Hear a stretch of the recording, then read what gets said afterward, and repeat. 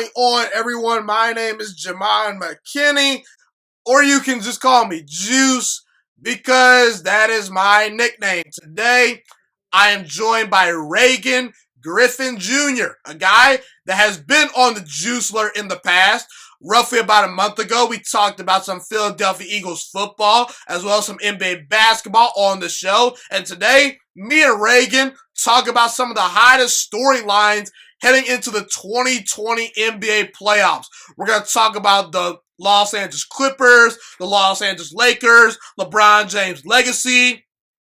We'll talk about the Greek Freak and the Milwaukee Bucks' future. We'll talk about Luka Doncic, Trae Young, Zion Williamson. We're also going to talk about the Memphis Grizzlies' future. We're going to talk about the Miami Heat and the Toronto Raptors, if those two teams can potentially make the NBA Finals. And also, towards the end of the show, Reagan has a very interesting story to share with you guys about how Chris Paul mocked him at a Memphis Grizzlies game. So that's a very interesting story that Reagan is going to share with you guys towards the end of the show. Without further ado, let's get started. I present to you guys a very good show of my good friend Reagan Griffin Jr. This is the Juice Alert. Be sure to subscribe to the Juice Alert if you have not already on YouTube as well as podcasting platforms. And also be sure to check out Reagan's show called the Reagan Griffin Jr. Show, which is available on podcasting platforms as well as YouTube. Hope you guys enjoy.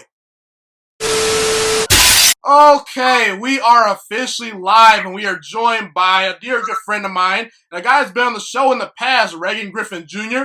Last time he was on the show, we chopped it up, talked some NBA basketball, and we talked about some Philadelphia Eagles football. So, Reagan, how you doing today, man? I'm great, man. Another day in paradise. For sure. So, you've kind of been doing some great things on the Reagan Griffin Jr. Show. So, guys, be sure to check him out on podcasting platforms. He's also on YouTube. Just type in the Reagan Griffin Jr. Show. On YouTube, he just recently did a Trae Jones breakdown. He kind of broke down some film on Trae Jones and talked about how he feels about Trae Jones as an NBA prospect. So, Reagan, kind of talk about some things that you've been doing on the Reagan Griffin Jr. Show as of late. I know you had Rob Parker on recently. You kind of gave him the smoke a little bit with that debate about Steph Curry. So talk about the things you've been doing on your show and, just plug in any other information right about now. Yeah, man. Like you really pretty much covered it all. Go check that out. The Reagan Griffin Jr. Show. I also do Hoop and Holler. That's a podcast with my friends that's kind of been on hiatus for a little bit with the NBA. Still kind of trying to get their feet wet and get everything back going there. But pretty much cover it all. Go check me out on Twitter at Reagan D. Griffin. Go check me out on Instagram at Reagan_Griffin_II. Just trying to get on the grind, man. All this time, you got to fill it somehow. So just trying to kind of diversify what I do in terms of podcasting and video making. That video stuff, man, that takes a very, very, very long time to break down film. My goodness. I don't know how dudes like you had Brett Coleman on your podcast, right? Yes, sir. I don't know how he does that at the frequency that he puts stuff out. That is beyond me, man. Because that's like a weeks-long process. Yeah, there's a lot of things that go into, breaking down film. You have to, it's a lot of editing. It takes a lot of time, but I think it's pretty worth it. I appreciate you guys that watch my NFL breakdowns and things of that nature. I'm going to have a Daniel Jones film analysis video out for you guys pretty soon on here. We'll talk about some other quarterbacks as far as film analysis go pretty soon. But today we're talking everything NBA basketball. Not necessarily everything, but we got a couple good topics for you guys today. I want to first start off talking about the Raptors right here because I've been recently doing a lot of episodes on NBA teams, and the Raptors was not one of the teams I covered. Obviously the defending, NBA Finals champions, Toronto Raptors. Now there is no more Kawhi Leonard on this team, but I gotta tell you, man, this Raptors team is pretty underrated. Everyone talks about the Clippers, the Lakers, the Bucks, the Rockets, and the Celtics. I don't hear many people talk about the Raptors. Pascal Siakam has taken a big leap as far as his development as a player.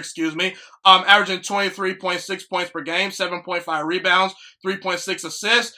And, I understand that losing Kawhi Leonard, one of the three best players in all of basketball, is definitely a huge loss. But when we look at things last year, the Raptors, outside of Kawhi Leonard, they ran about 7 to 8 players deep. It was always Kawhi Leonard and then obviously Pascal Siakam and then just someone else stepping up each night. They're great defensively. They got size. They got some veteran players. They've been there and done that before. And, you talk about Lowry, Ibaka, Van Vliet, Powell. They got a pretty good squad. So, Reagan, I want to kind of start this conversation off by you evaluating the Raptors, as a team right now. Where would you rank them among the teams in the Eastern Conference? And what do you think this team's ceiling is overall? I would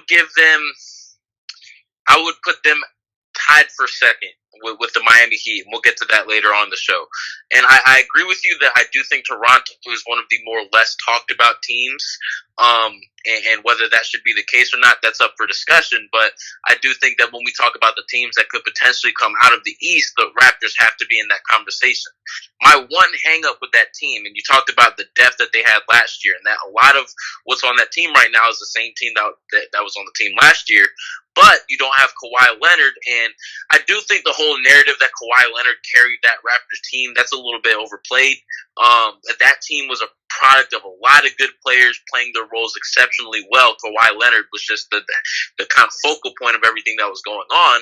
But with the absence of Kawhi Leonard, the main part where I get worried about is those big moments, the last 2 minutes of the game. You need players to come up with buckets in isolation situations. I'm not sure if there's anyone on that Raptors team that's equipped to handle those moments. I like Pascal Siakam. I'm not sure if I trust him in those moments. I darn sure don't trust Kyle Lowry at this particular juncture in this moment. So I'm not sure who they hand the ball to down the stretch. I know the Bucks have Chris Middleton. I'm fairly confident in his ability. I know Miami Heat, they have Jimmy Butler. I know the 76ers, that's a little bit of a give and take. You could say Tobias Harris is up there. But when I look to that Raptors team, man, I'm not sure who you hand the ball to in those moments, and that's the biggest thing that concerns me. Yeah, I tend to agree with most of the things you said right there. We talk about how Kawhi Leonard, was the guy that put the Raptors over the hump, and he definitely was that guy. But we also have to look at the fact that the year before, they were the number one, seed in the Eastern Conference. And I know DeMar DeRozan, kind of gets a little bit of unfair criticism at times, but, Kawhi Leonard is definitely a better player than him. But that team was very good, from the start. You just need a guy in Kawhi Leonard that can take you over the top, a guy that's been there, and just overall a better two-way player, And listen, I tend to agree with you. I think that ultimately the fact that you do lose Kawhi Leonard is going to be this team's downfall because Kawhi Leonard, as far as, getting stops on defense and getting buckets on the other end, I mean, that's arguably the best guy in basketball as far as, being a two-way player and things of that nature. But, I mean, I like this team a lot. I think that Nick Nurse is a very good head coach. They've got a lot of depth. The only concern is, you look at Boston, Milwaukee. Boston has Jason Tatum, who's taking a big step this year. I trust him a little bit more at this point in his career than Pascal Siakam. I trust, Giannis, even though I have some questions about Giannis. So we'll get to Miami, pretty shortly right here. I know you're pretty high on Miami.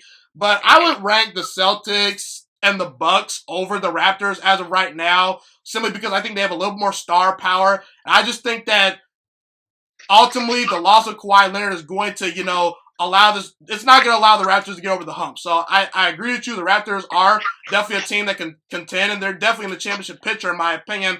I would probably say the ceiling for them is the Eastern Conference Finals. I just don't quite see them getting to the NBA Finals. I think they match up well with Milwaukee and Boston, but ultimately I think that either Boston or Milwaukee is the team that probably comes out of the East, in my opinion. You have anything else to add to that? Yeah, man, I mean, you pretty much just said it all. It's just a matter of, and we knew the Raptors were that team that would be amongst the top of the Eastern Conference in the regular season, but we always knew come playoff time, they just didn't have the firepower that could take them over the hump. DeMar DeRozan and the Kyle Lowry, they couldn't get it done. Kawhi Leonard, he was the player in that upper echelon tier of basketball players that you needed to get it done. Without him, I just don't know, man. I just don't know. It would take some serious stepping up from a guy like Pascal Siakam. Again, I don't see it from Kyle Lowry. We've never seen it from Kyle Lowry. The best we've seen Kyle Lowry play in the playoffs was in that second tier to Kawhi Leonard. So I'm not sure if anyone on that team is just equipped to handle that role of being the number one guy down the stretch. Yep, I'm going to have to agree right there. So let's move on to a team that you're very high on, Reagan, the Miami Heat. I'm gonna mainly let you take the floor for this right here. I think that they're your biggest dark horse. My biggest dark horse is the Houston Rockets, simply because I think that coming off a 3-month layoff, I don't know how in shape guys are going to be. I know you're getting the 8th, game period in which you're, getting back into the flow of things, before the playoffs officially start. But I have a feeling that a lot of guys are going to be preserving their bodies. I don't see a lot of defense being played, and things of that nature. I think that favors Houston because they're so explosive offensively. They got some good veteran players. I do think that teams that have veteran players on their roster are definitely teams that you should be favoring more. I think that teams like, Denver and things of that nature, teams that are pretty young, those are the types of teams that don't like to have these amount of layoffs. They just kind of like to keep playing. They want to keep that chemistry going. The veteran teams, the Lakers, the Clippers, I think that you should favor those teams. And also, I think the biggest knock on Russell Westbrook and James Harden in their careers basically has been sort of that they kind of been worn down in the playoffs, late in the season. They have not been the same players in the high leverage moments because they play a lot during the regular season. Russell Westbrook and James Harden go all out and they don't miss games during the regular season. So I think that if you have a rejuvenated and fresh, I know that Russ Westbrook is, a guy that's going to stay in great shape, and James Harden is in pretty good shape too, but I just think that you're going to get the best version of James Harden and Russ Westbrook. Now, will it be enough to overtake teams like the Clippers or Lakers? I don't know. So Houston is my biggest sleeper. I think they are the third best team in basketball behind the Clippers and Lakers. But you think the Miami Heat can actually make the NBA Finals? I look at the Heat. They have some good shooters. They've got a good head coach in Eric Spoelstra. And they did sweep the Bucks during the regular season. So I think there is some hope for Miami to make a run. I just don't know if I'm quite feeling it as far as them making the finals. I'll elaborate on that a little bit later. But what are your thoughts on the Heat, and why are you so high on this Miami Heat team? So I placed them. I told you that I have the Raptors tied for second. That ties with the Celtics. Number one, I have Milwaukee, obviously, but I have that Miami Heat team right at fourth spot in the Eastern Conference in terms of likelihood to make the NBA conference or the NBA Finals, just because I feel like the teams that are going to have the greatest advantage in this bubble playoff are the teams that knew exactly who they were going into that situation, right? Before the hiatus, before coronavirus hit and everyone had to go home, you had to have your identity established. Now's not the time to be figuring things out. Now's not the time to try new things. Now's the time to know exactly who you are and to go capitalize upon that. Now we see teams like the 76ers trying Ben Simmons at power forward, and that's great. I think that's something that should have been done long a time ago. But the fact that you're trying it now and not at the beginning of the regular season, that could spell disaster for the 76ers just because now is not the time to be figuring things out. The Miami Heat are one of the few teams in the NBA that I feel like had things completely figured out. They knew exactly what their identity was. They knew exactly what their minutes breakdown was, who they go to in certain situations. They know how their offense functions. They know how their defense functions. They know how their identity as a team functions. They had it figured out. And when you compound that with the fact that they're so youthful, I think those guys are more likely to be back in the swing of things quicker, just because those guys they're more likely to have stayed in shape than some of the older veterans. And that's just a team that's so driven, right? They're so hungry. You could tell that was part of their identity. You have this focal point, Jimmy Butler, and he's never been happy at any stop in his career. When he was with Chicago, when he was with Minnesota, when he was with Philly, he never really felt like everyone was driven towards that end goal of winning, not until he got to Miami. That's when he really felt the most comfortable with that team identity. So I do think that just because they have that edge, they have that 1-2, they have that hunger, and the fact that they had their identity already locked down solid, I think that gives them a huge advantage. And like you said, they sweep the Milwaukee Bucks in the regular season, who I think is going to be their biggest challenger come playoff time. I think Bam Adebayo is about as close to a Giannis stopper as you're going to find in the league. I don't think there's really one player that can stop Giannis by himself, but Bam Adebayo is about the closest thing to it. You got Jimmy Butler, who's a perfect matchup to guard Chris Middleton. I don't know, man. It's really a gut feeling, but there are definitely tangible reasons that I can identify as to say Miami they have a lot better shot than I think a lot of people are giving them credit for.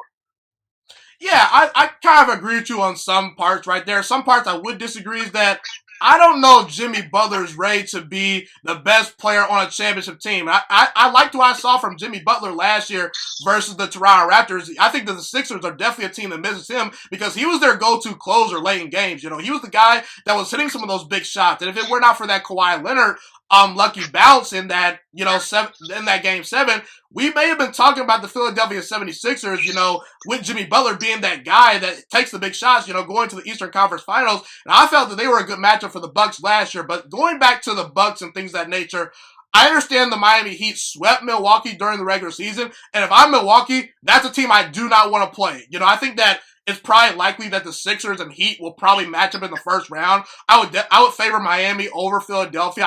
I think Philadelphia is the most overrated team in basketball. I just don't believe in them. I've talked about that. Philadelphia 76ers fans get mad at me. I don't care. But yeah, I mean, when I look at things from the Bucks perspective, they swept them during the regular season. That's the key word.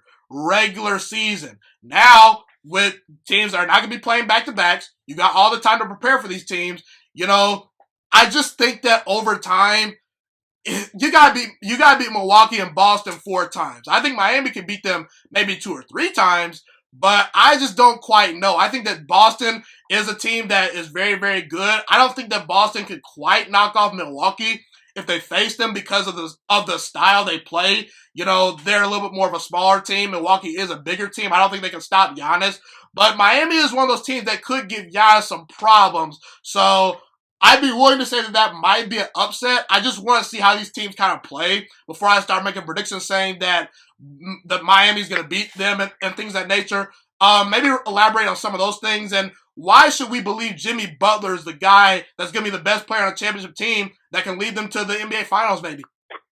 Well, we've seen this from Jimmy Butler in the past. He definitely has the edge to come up clutch in those moments, but I really don't even think it's a thing to where, I know I just talked about Kawhi Leonard, but it's more about how the Miami Heat function as a unit than it is how, one individual player can step up. And the thing is, Milwaukee, I think the reason why they struggle with Miami so much is that Milwaukee is a team that's essentially said, in this 3-point shooting era, Mike Budenholzer, he's had the balls to go ahead and say, we're going to give you the 3-point shot and we're going to shut down everything else. We're not going to give you any easy baskets at the rim. We're not going to give you, that sort of short mid-range area. They're locking all of that down. So they're forcing you essentially to shoot those 3-point shots. And you know what, Miami, they're pretty apt when you got Tyler Hero, Duncan Robinson. Those guys can shoot the rock a little bit. And that's a lot of what their offense is giving those guys those back screens to where they can roll off and get those catch and shoot open threes, and they killed them with that. I'm sure I can't speak to it directly, but I'm sure if you go back and look at the stats for those games, Duncan Robinson and Tyler Hero, they were probably getting off a little bit. So I just think it's the way that Milwaukee plays, and given that Milwaukee is the team to beat in the East, of everyone that I look to, the Miami Heat are the most apt to beat them just because of the way Milwaukee plays versus the way Miami plays. Now you can get into the question of whether or not Miami has enough, diversification when it comes to their offense, to consistently beat the teams that they'd have to beat to get to Milwaukee. But I think that they do when you have Goran Dragic. That's an X factor that I think a lot of people aren't really talking about. Jimmy Butler, obviously, he can be that guy.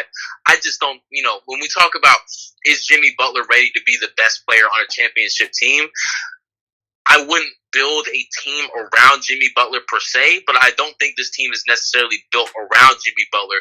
Jimmy Butler was more just the last cog that needed to go into the team for it to function at the rate that we've seen it function and for it to be as successful as we've seen it through the course of the season. So I do think that the team holistically is a championship contending team.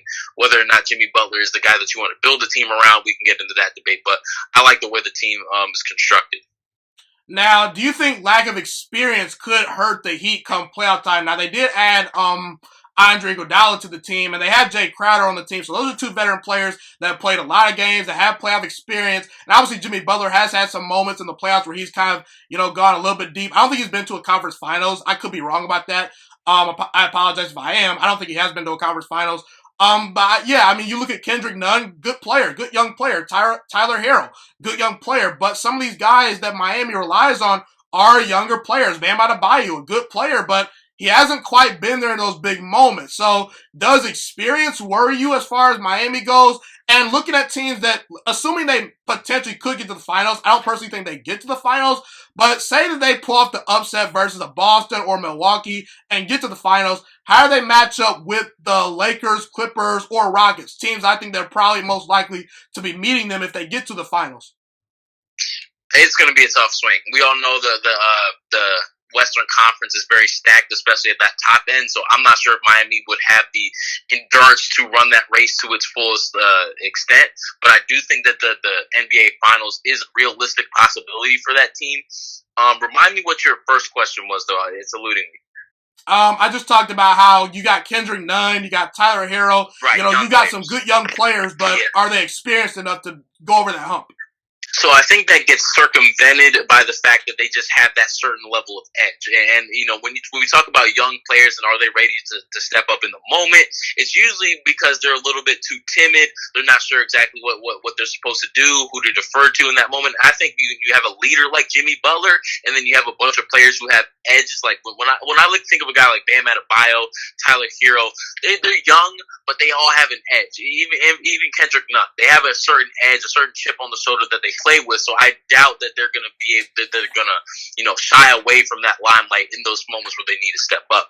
Now, I don't think anyone's gonna be asking them to do, obviously a kick out situation might happen where they have to hit a big shot every so often, but I'm not sure if anyone's gonna be asking them to handle the bulk of the workload in those big moments. I see that going off to Jimmy Butler and Goran Dragic, possibly Andre Iguodala, Jay Crowder.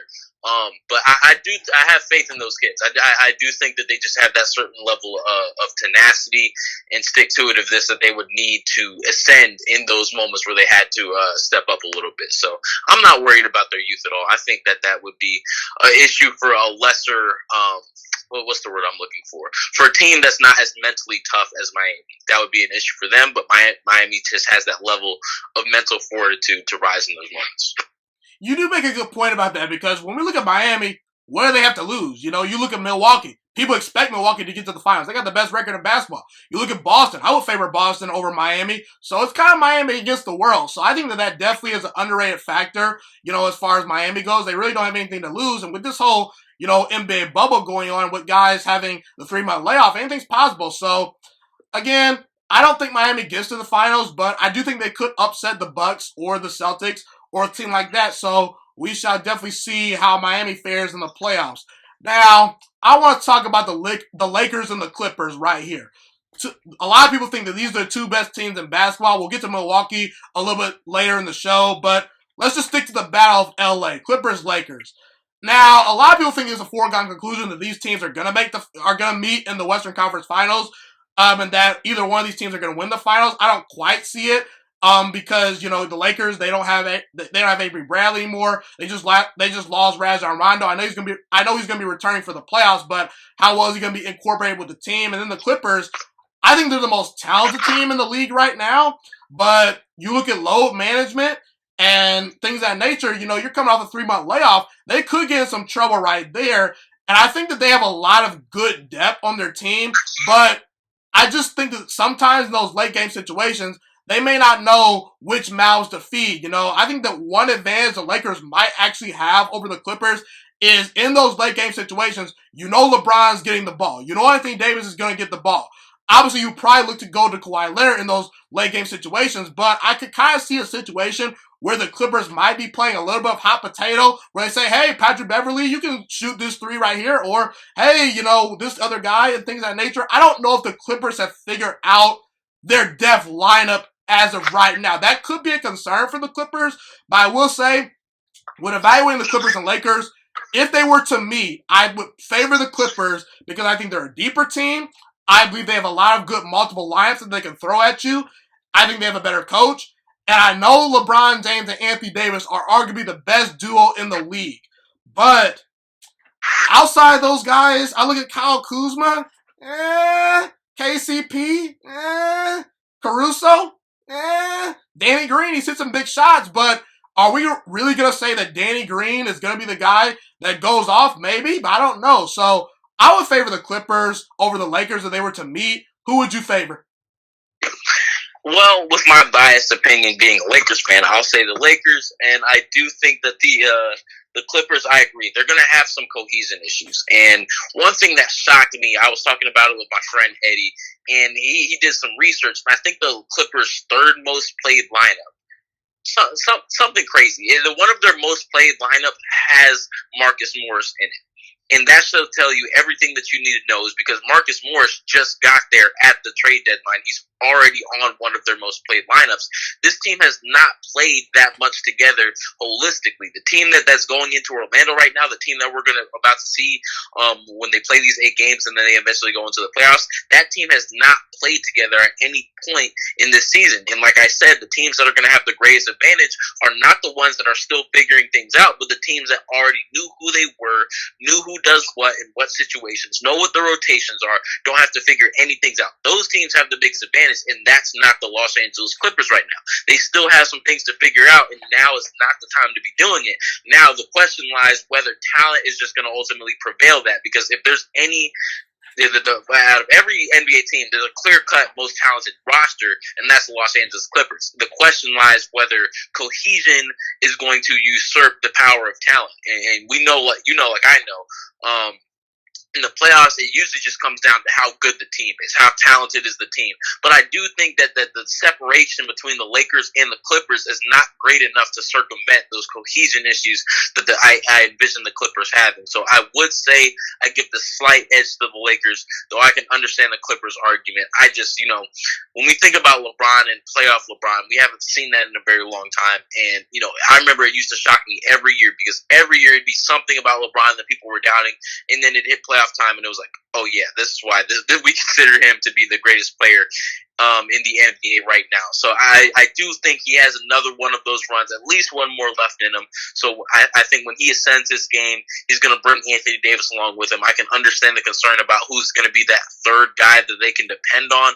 I'm not sure if there's really going to be a third scorer that they can depend on. It's really just going to be LeBron James and Anthony Davis, and then the other supplementary guys really just playing the role. But I do think that'll be enough, man. I have the hope, at least, that that's going to be enough for the Lakers. So we mentioned LeBron James right here. I just want to talk about LeBron James a little bit for a second or two. We could talk about it for longer than that, obviously. But yeah, I know I picked the Clippers to knock off the Lakers potentially. I do think that those are probably the two teams that will meet in the Western Conference Finals. But regardless of that, I'm not letting LeBron James off the hook. I've seen LeBron James get to an NBA Finals in his 4th season, and I understand that he lost to the Spurs, but he at least got there, okay? I've seen LeBron James go to an NBA Finals without Kyrie Irving, okay? Anthony Davis, in my opinion, is LeBron James' best teammate that he has ever had. Now, I understand some people are going to say, well, what about Dwayne Wade? Yes, Dwayne Wade won a championship on his own before LeBron got there. But when Dwayne Wade was in Miami, when LeBron was in Miami at the same time with them, it was still prime Dwayne Wade, but that was not peak Dwayne Wade. And Chris Bosh was never, the best player on that team. And Shaquille O'Neal, when LeBron James had him in Cleveland, he was kind of past his prime too. Anthony Davis is smack dead in the middle of his prime. A lot of superstars would kill to have Anthony Davis as their teammate. I'm just saying. And listen, LeBron James did not make the playoffs last year because of injury. So he had that rest period, during the offseason. Well, guess what? Now you have 3 more months of rest period, LeBron James. Can't let you off the hook right there. And LeBron James plays for the Los Angeles Lakers, a franchise that's had a lot of great players go to that franchise. You look at Magic, you look at Kareem, you look at Kobe. All the great Lakers delivered a title at some point. LeBron James, I know he kind of maybe chose LA for the business side of things. I don't know if that was on his mind. That could be on his mind, but I don't care about if it was for business. If it was for business, we're talking basketball right here. I think LeBron. I can't let LeBron James off the hook. And I think that this honestly might be the best year for LeBron to get a title, because we look at the Nets next year with Kevin Durant and Kyrie Irving. They're going to be pretty good. Boston, you think they're going to get worse with all those good young players? You think the Clippers are going to get worse? The Golden State Warriors, they're coming back, healthy next year with Andrew Wiggins and Steph Curry and Klay Thompson. So I got to say, if LeBron doesn't win a title this year, he may never win a championship again. I know some people think LeBron James is the GOAT. I disagree. But if LeBron James wants to be considered better than Michael Jordan or the GOAT, he has to win the Los Angeles Lakers a championship. Point blank, period. If you want to pass Michael Jordan, that has to be on your resume. Winning the Lakers a championship. What do you say to that? And are you letting LeBron James off the hook?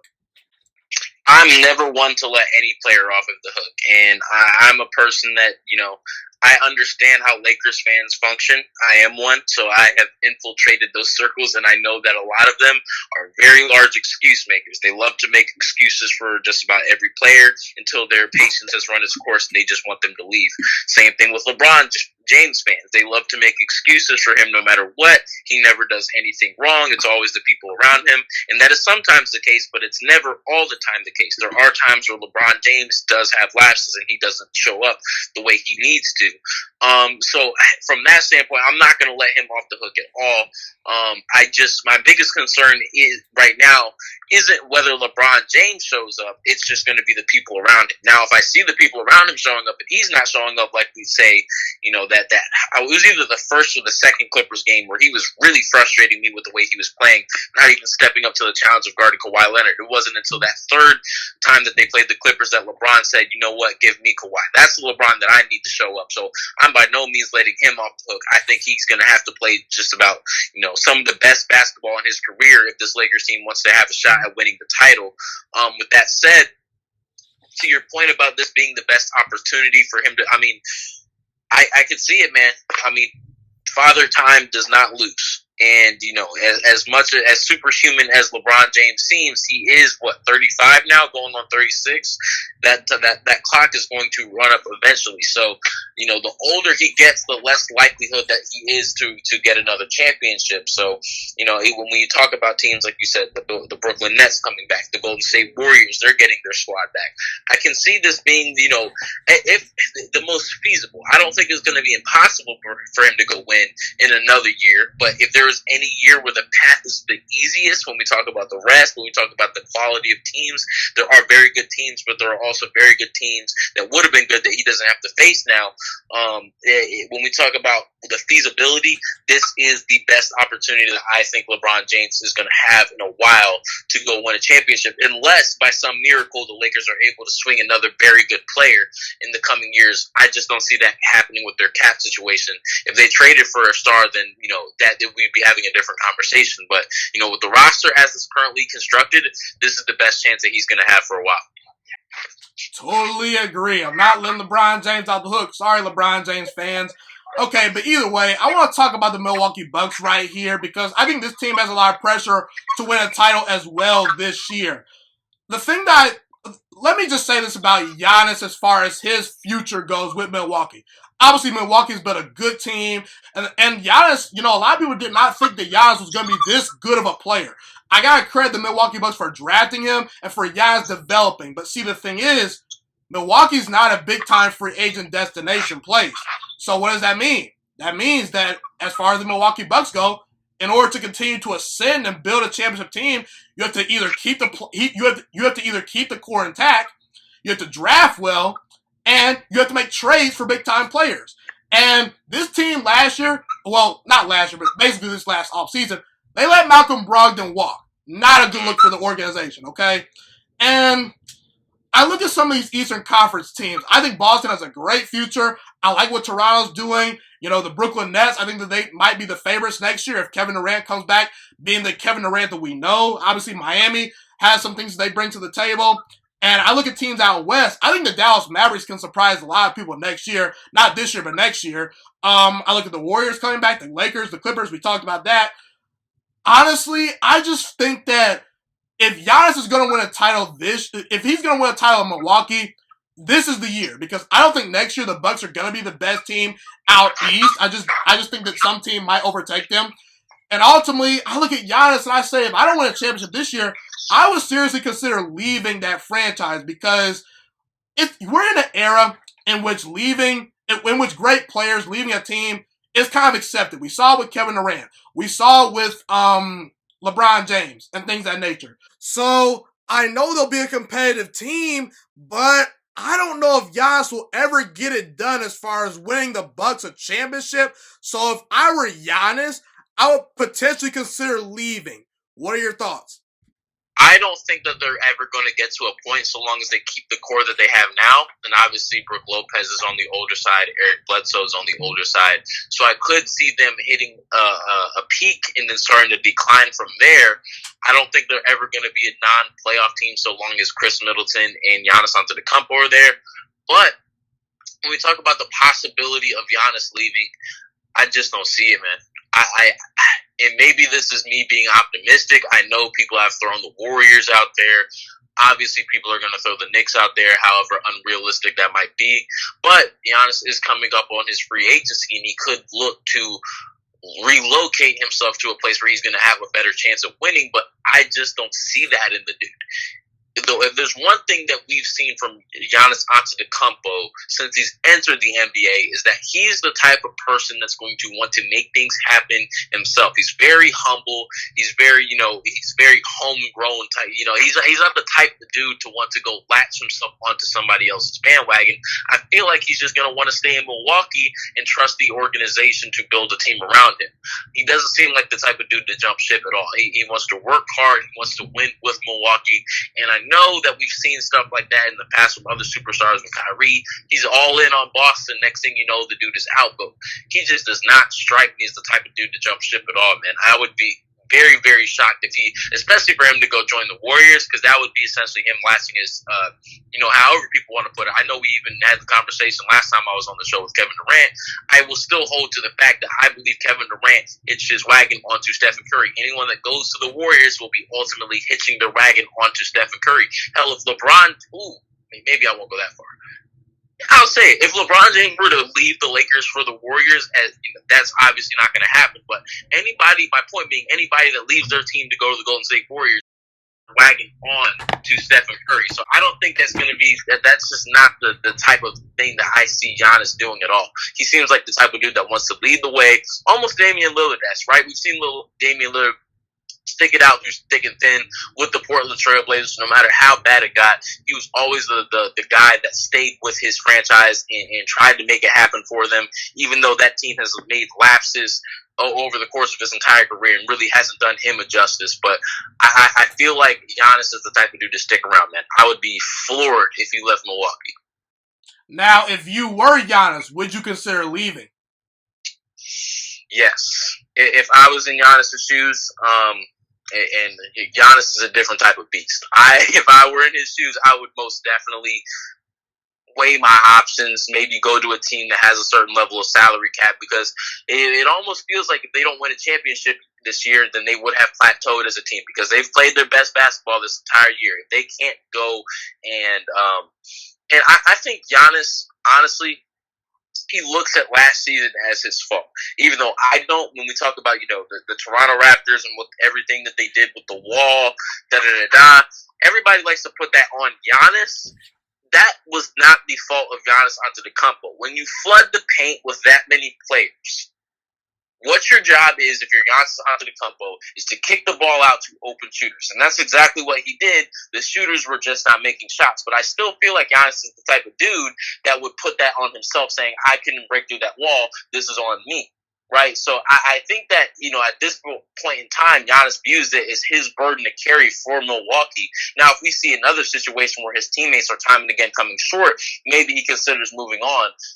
Definitely I would if I were in his shoes. If my teammates were coming up short and I felt like that the team that the organization, the franchise was putting around me just wasn't cutting it, I would definitely look elsewhere. But again, I just don't think Giannis is that type of dude. If I were Damian Lillard, I would have looked to jump ship for a while ago. If I'm Devin Booker, I probably would have wanted out of Phoenix. That's just the type of dude that I am. I hate losing. I know Giannis hates losing, but I feel like he's the type of dude to put the burden on himself rather than on other people. Yeah, I agree with you. I personally do not think Giannis is the type of dude that would look to leave. I was just more kind of, discussing if, you think that you would leave, and you kind of agree with me about that. And like you said, after this year, they played their best basketball. They've been the best. They've had the best record in the NBA the last 2 years. They might plateau after this year. Now, as far as what you said about Giannis last year failing in the playoffs, I tend to agree with you. I don't think that was all on Giannis. I looked at Chris Middleton, didn't see him in the big moments. I looked at Eric Bledsoe, didn't see him in the big moments. These guys did not step up, and that is my point. I just think I don't know if Chris Middleton is that guy going forward as a second option. I look at the other stars in the NBA. LeBron's got AD. Okay, Kevin Durant's gonna have Kyrie Irving by his side and things of that nature.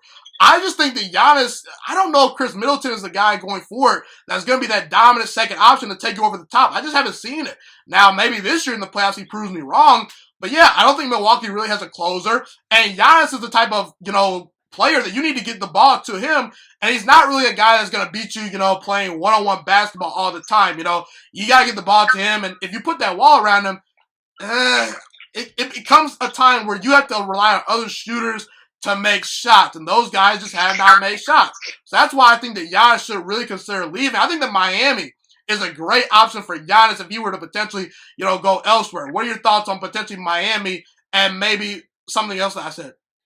Well, I want to address what you said about Chris Middleton because I do like Chris Middleton as a player. It's just like you said, those big moments where I need him to start showing up a little bit more. And I do think he has it in him, right? We saw it, I think it was that Celtics series, I want to say 2 years ago. That dude was coming up huge. He was coming up huge in some of those bigger moments. He just didn't do it last year like he would have liked him to. So I'm going to give him the benefit of the doubt and say, okay, you gave me one. I lost you on one. Let me see what you do this year. And that'll really be where I draw my line in terms of how I view Chris Middleton as the second option. But I give him the benefit of the doubt. In terms of where you think that Giannis could go, I'm not sure about Miami, man, because the way their team is currently constructed, it's very shooting oriented. And when you have guys like Duncan Robinson and Tyler Hero, you have, and you're going to use Jimmy Butler, who had the worst shooting streak of his career. I want to say he was under 30% from three this year, which is ridiculous. I'm not sure if you want to put Jimmy Butler and Giannis on the court at the same time. That I feel like you're lacking some spacing that you would need there. Although talent prevails a lot of the time, so I can see it. I think a better fit would be the best fit, and I hate to keep going back to this. The ultimate fit would be the Golden State Warriors. That would just be ridiculous. I don't even want to think about it because we saw how it went with Kevin Durant. Imagine having Giannis Antetokounmpo with Stephen Curry's off-ball movement ability, with Klay Thompson's spot-up ability. I don't even want to think about that, man. A pick and roll with Draymond as the ball handler, Stephen Curry as Giannis as the screener, and then you have Klay Thompson and Stephen Curry running around on the perimeter trying to get open. That's just hell for any defense. They don't want to deal with that. I just don't even want to think about that. So in terms of a realistic possibility that I could see Giannis, if he did want to jump ship, I think of all the teams, man, I don't know. It's really tough, but I think he'd want to go somewhere where, at the very least, he's not latching himself onto someone else's train, but he's kind of creating something for himself. So I could see the New York Knicks, but that really just does not seem like his style to go anywhere else, especially New York, because that's kind of the flashiness, and he doesn't seem to be about that, man. So, I just keep arriving at Milwaukee. I don't think that Giannis leaves and goes anywhere, man. He's the type of dude that's going to want to stick it out. That's my ultimate prediction. Yeah, I agree with most of the things that you said. If I were to bet, I would probably say Giannis does stay. But if I were him, I would weigh my options. And like you said, if he goes to Golden State, man, that's a loaded juggernaut right there. We saw what Kevin Durant did with that team.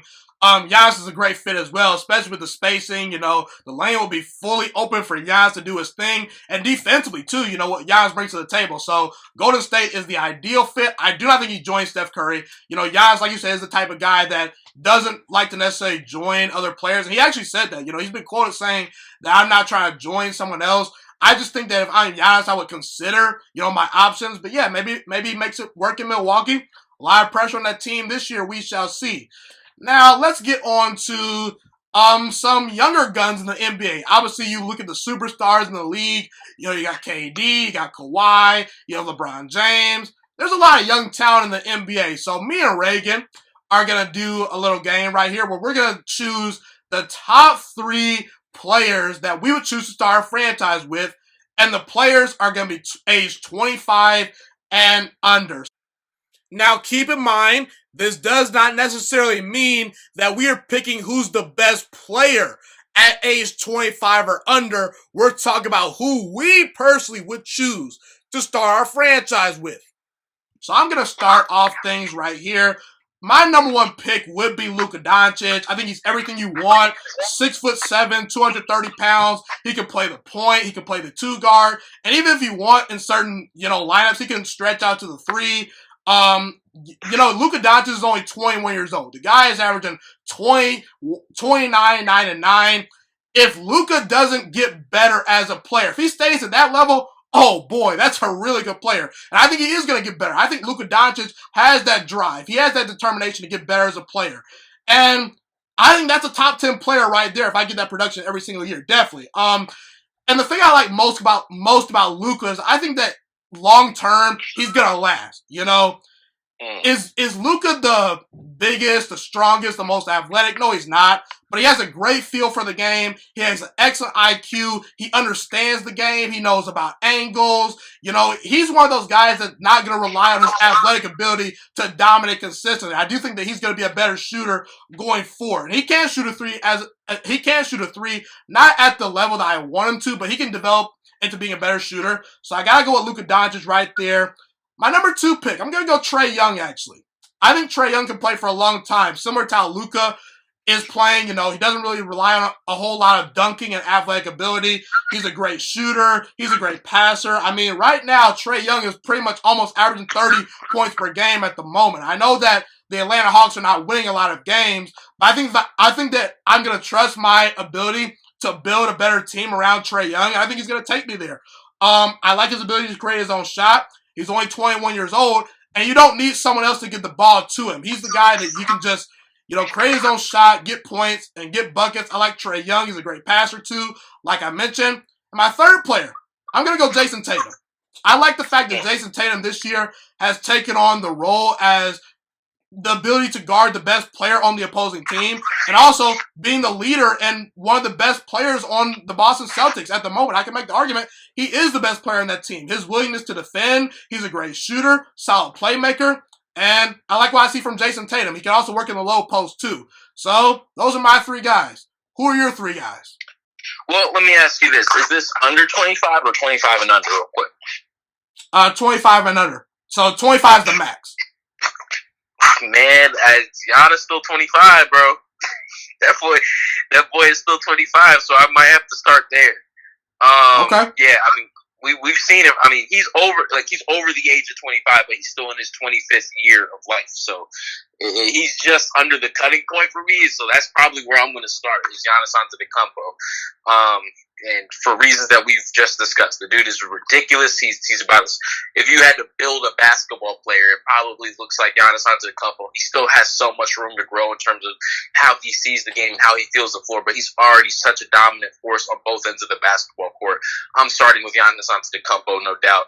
I agree with you on Luka Doncic. That's going to be my number 2, just because I like a guard that can create for others and himself, and that's kind of the trend that the NBA is going in right now, where you see these lead guards.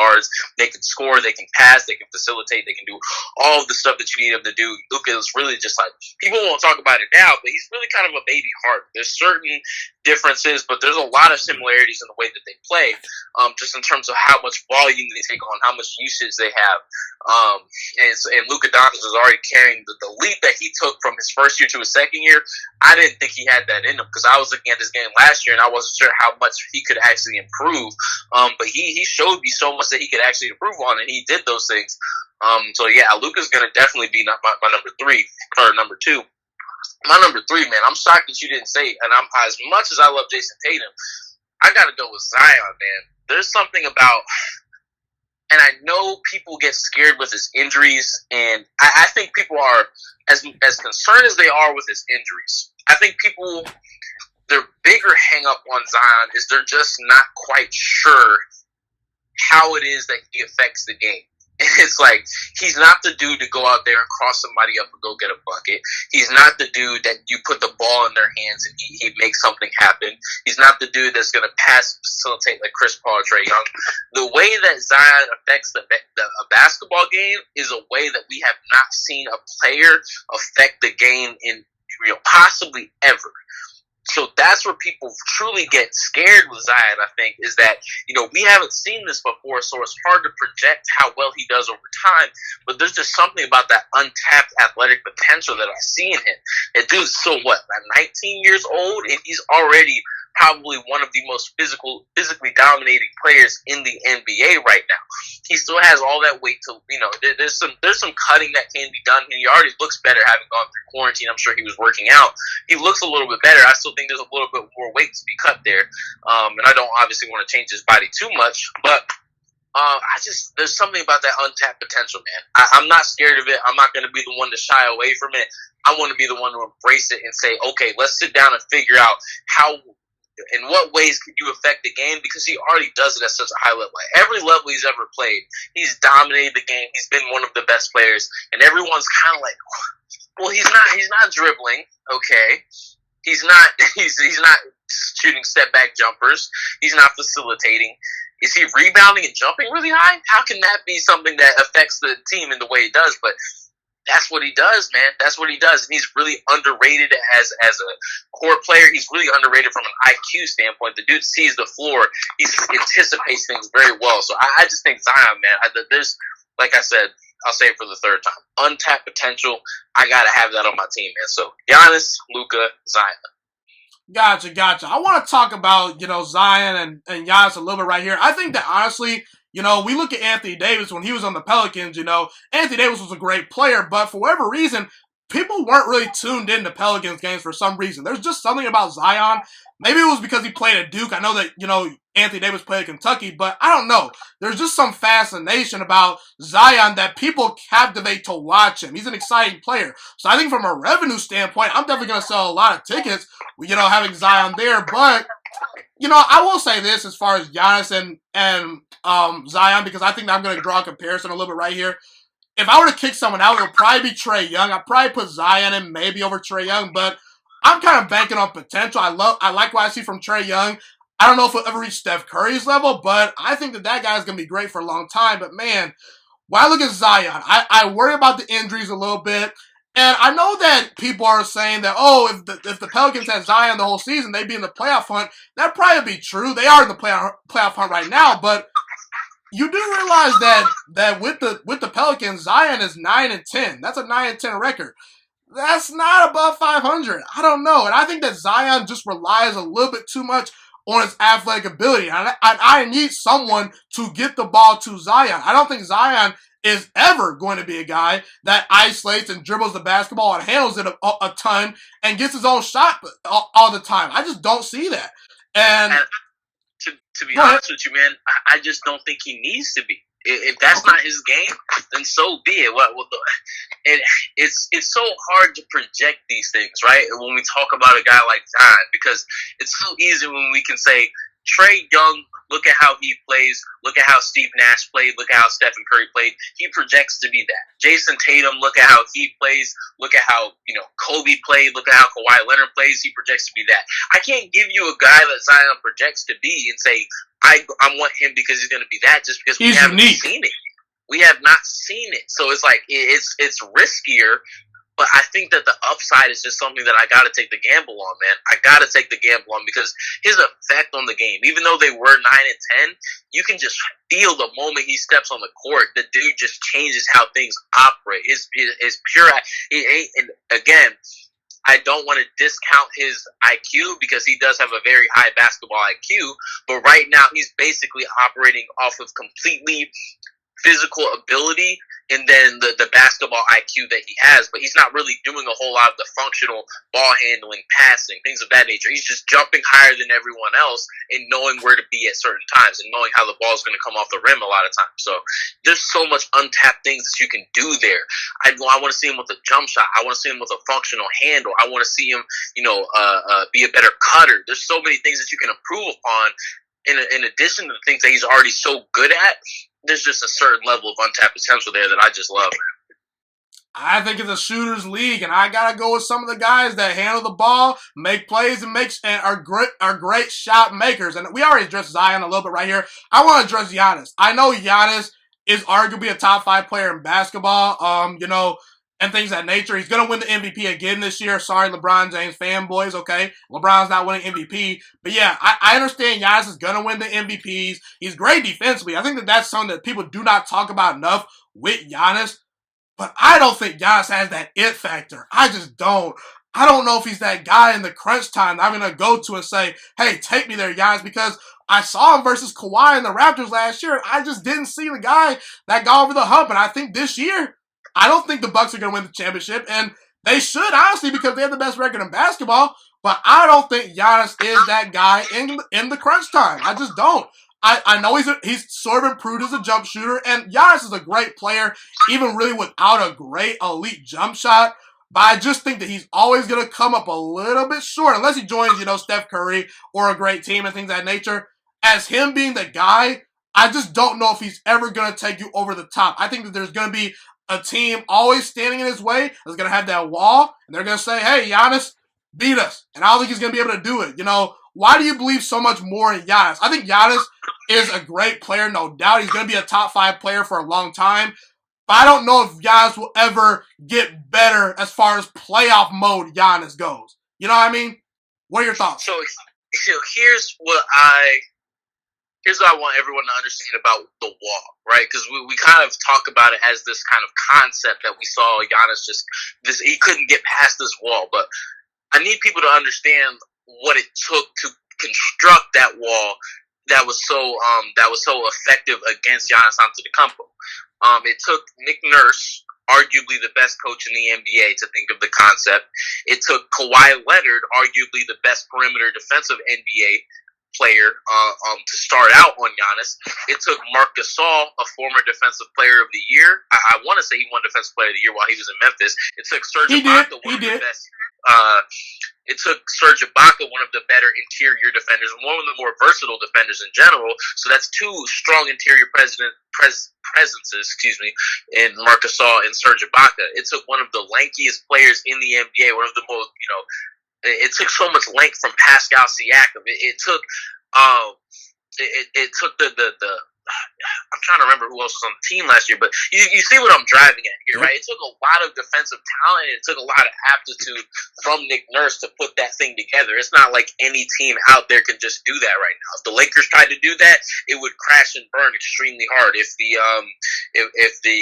Celtics tried to do that, it would crash and burn because the Celtics don't have the interior defense needed to do that. It takes a very special team that's extremely gifted. And when we think about, I promise you, when Nick Nurse and the Toronto Raptors and Masai Ujiri made that move for Marc Gasol at the trade deadline last season, they did so with the intention of saying, this is what we're going to need to stop Giannis Antetokounmpo. We're going to need a lot of length and interior defensive presence to stop this dude. So, it's just like, I don't think that wall is just something that we're going to see from every single team that tries to stop Giannis. We might see other teams try to replicate that, but not every team is just going to have the ability to do so just because that was a special Raptors team that worked functionally well to stop Giannis. That was the Giannis stopping team. And if there's really not that many teams in the NBA that can do that. Can the Raptors even do it again without Kawhi Leonard? I'm not so sure.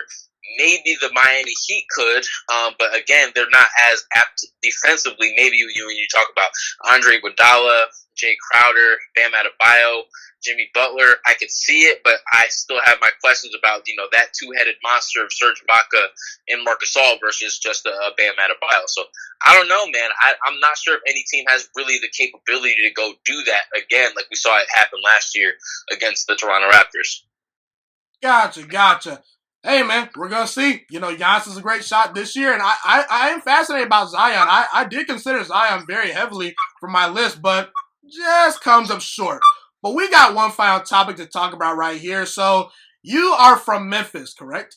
Yes, sir. Yes, sir. All right. So, yeah, I want to talk about the Memphis Grizzlies. Talk about how their team, has kind of came together this year. Actually scratch that.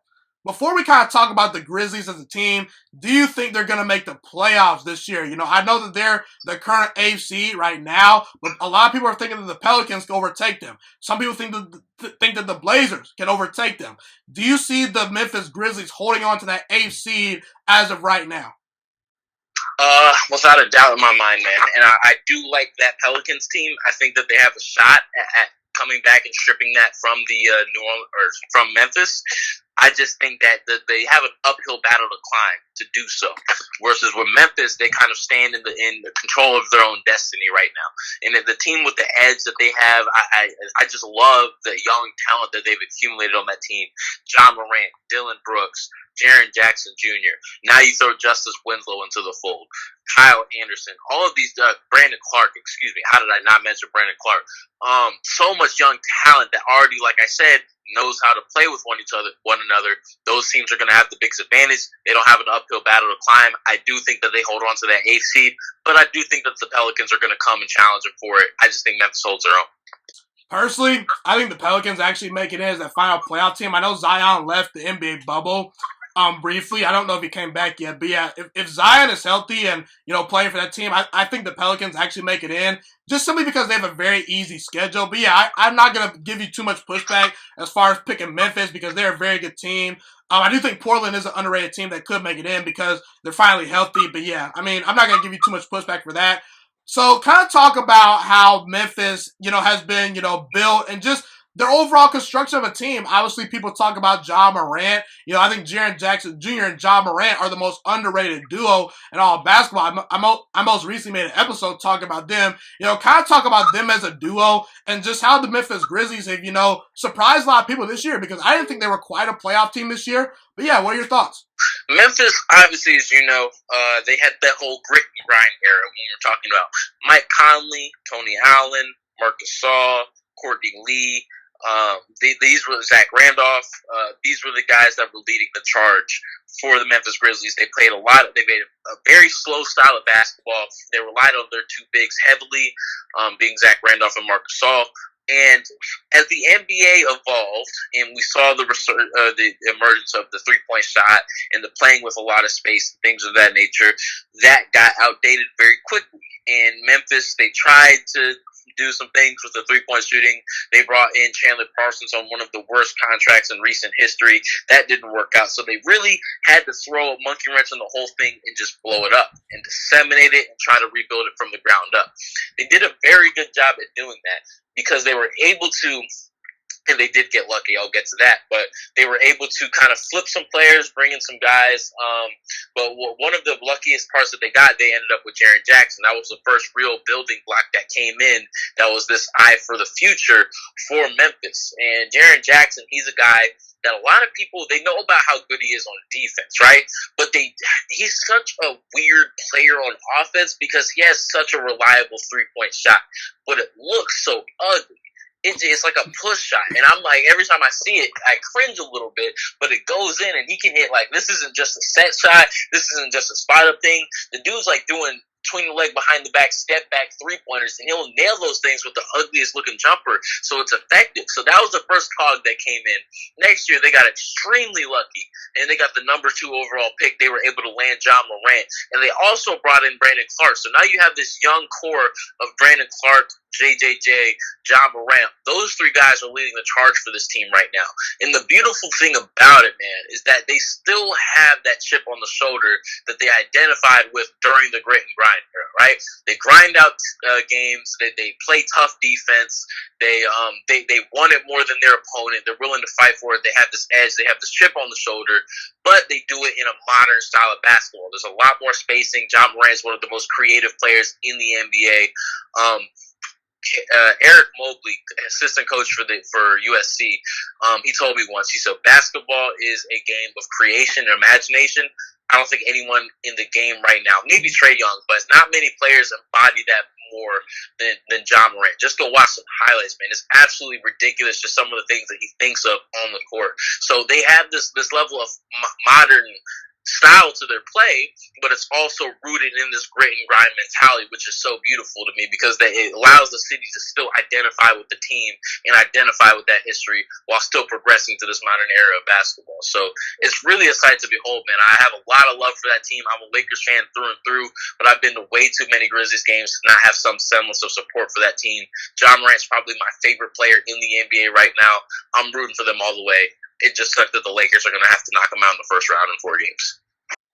Interesting. So you've obviously been to some Grizzlies games, you said. So talk about your most memorable Memphis Grizzly game. You can give me about 1 or 2 games if you want, if you have a hard time choosing. All right. So the most memorable ones for me were more from a fan experience standpoint than a like gameplay standpoint, because I've been to a lot of really good basketball games. So some of them they slipped through the head. I actually had season tickets, but the first one, it was my birthday, and I was able to go with a lot of my friends, and we were actually able to swing a picture with Mike Conley, which is very cool. Mike Conley, obviously, we all know, is one of the best guys in the NBA. Friendly dude, so down to earth, so humble. He took the time out to talk to us, got a picture with us. That very much shout out to him for that. That was such a fun time, and we got to see Memphis go handle some business. I think it was the Jazz that were playing that night, ironically, since Mike Conley's on the Jazz now. But that was a very fun game. And then the second most fun game, man, I gotta say, it was when Chris Paul was still on the Clippers, and I swear to you, Chris Paul was making fun of me, because my seats were pretty close. They were right behind the away bench, so we always got to see the away team. And I swear to you, I was sitting next to my friend, and I swear to you, Chris Paul was making fun of me. I don't know why. I don't know what he was saying, but I just remember pointing out to my friend. I'm like, yo, is Chris Paul looking at me right now? And I'm like looking at Chris Paul, like, are you looking at me? And he kind of gives me a look back, and I'm like, there's no way. Well, why would you be looking at me? And then Chris Paul like taps one of his teammates. I forget who it was, but he taps his teammate. He points directly at me. He whispers something to him, and then they start laughing. And I'm like, yo, are these guys checking me right now? Like, am I getting made fun of for what? Like, what's wrong with these dudes? So I'll never forget that moment, because I was like, why is Chris Paul looking at me right now? I'm like looking at, do I have a mustard stain on my face or something? What's going on? But my friend saw it too. He swears that Chris Paul was looking at me. So I don't know, man. I might have a bone to pick with Chris Paul for that one of these days. I have to figure out what the issue was. But those are the two most memorable times that I had at a Grizzlies game. Obviously, there's some games here and there. I remember they upset the Golden State Warriors. That was a fun game to be at. But I never got the chance to go to. Would you believe that the year that I leave to go to California, that's the year that John Morant comes in. So I don't get to see any of the crazy stuff that he does. So it is what it is. But those are some of the more fun experiences that I had at Grizzlies games. Very fun games to go to.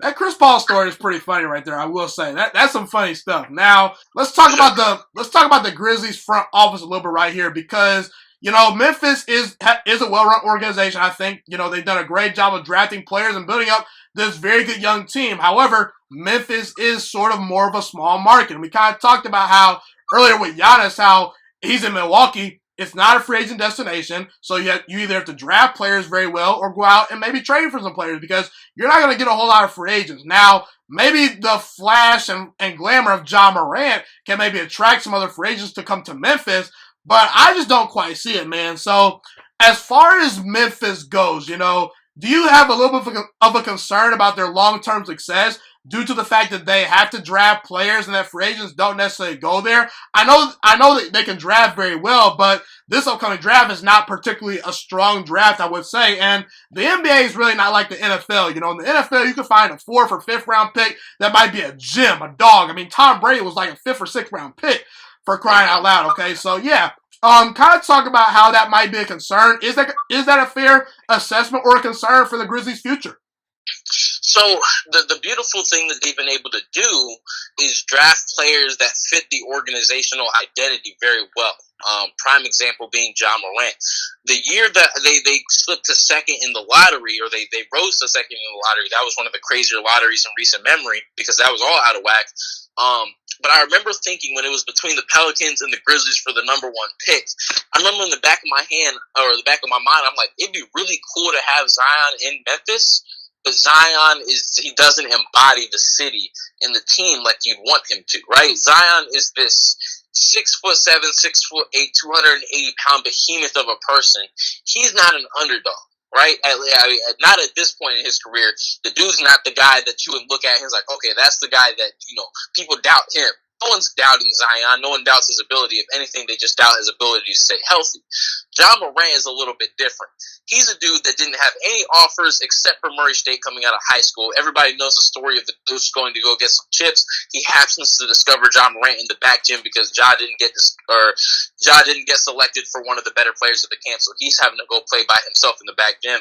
He gets his offer to Murray State there. Murray State, obviously not one of the upper echelon basketball schools in the country. He carries brings that team to a March Madness, and then he actually gives them a little bit of a Cinderella run for a while, taking down some teams that were ranked higher. And then he comes to Memphis. So John Morant is a dude that he doesn't need all of the flash and glamour to be happy. And I think he's a guy that will stick around for the long haul. Same with Jaren Jackson Jr. I see similar traits in him. I see similar traits in Brandon Clark. When you talk about the upper echelon of NBA stars, I've heard things floated around about a potential trade for Bradley Beal. I'm not sure that they need it, man. I think I'd be willing to ride with this young core that they have right now. I very much like Justice Winslow's game. I think that he definitely can have a spot here long term. I think there's a lot of guys here who can develop into very, very strong role players. I mean, I didn't even mention DeAnthony Melton, Tyus Jones. Those guys can develop into very strong role players. So I think you stick with the core that you have now. And you know, they're all on a level to where you should be able to secure all of them long-term contracts, because they're not all, you know, all of these dudes that are going to command high deals. I say you ride it out with the dudes that you have now. I think that team could be a competitor some years down the line. Obviously not now, but you know, the fact that they made the 8th seed tells you a lot about how good this team can be and projects to be down the line. So I say you stick it out with the dudes you have now. Yeah, I think that's a fair assessment. And by the way, as far as Bradley Beal goes, I need him on my Brooklyn Nets. Kevin Durant, Kyrie, and Bradley Beal. Woo, you don't need it. That'd be deadly, no doubt. I want that to happen. I need him on the Lakers. You need him on the Lakers? I need him on the Lakers. I don't know how. I don't know how we could possibly make that work financially. But you know what? At this point, what even is a salary cap? I need him on the. We need him way more than y'all need. Y'all already have Dinwiddie. You already have Taurean Prince. You got players, man. We need that. We need that third dude. I will say Bradley Beal is the legit ideal LeBron James teammate. A guy that's a grown-up, a grinder. You know, he's a guy that does not miss games, you know, and he's a great pick-and-pop shooter. You know, LeBron James loves his shooters, and Bradley Beal, man, with his ability to, you know, score the basketball with Anthony Davis and LeBron James. And keep in mind, LeBron James is getting a little bit older in age, so I mean, it would be a little bit more ideal to get more help for him eventually down the road. But yeah, I mean, Bradley Beal and the Lakers, that'd be crazy. Don't know if they can make it work financially, like you said, though. But man, it's been a pretty good show, man, so far. Anything else you really want to say, or plug in? Not on my end, man. I just want to tell your viewers to keep keeping up with you, man. Yeah, you're doing a lot of great stuff, and you're really one of the better underground people doing this. I know you produce all your stuff by yourself, and I know how tough that can get, man. So, you know, all of y'all that support this guy, all of y'all that support the Juice Alert, continue to do so, man. This dude does some really great stuff, and he does it at a high level for someone, you know, that might not have the resources of you know, some of the bigger people in this industry. So, you know, hats off to you for what you do, man. Yep, no excuses on this side. I make it work, you know what I'm saying? But yeah, I appreciate you, Reagan, for coming on the show, man. It was great. No doubt, man. Anytime. Thank you so much for watching this video today. Please also note that the Juice Alert Sports Podcast is not just a YouTube channel. It is available on all podcasting platforms, including Spotify, Google Podcasts, iTunes, and Apple Podcasts. Also, if you enjoyed this video, be sure to like, comment, subscribe, and share this content with all your friends.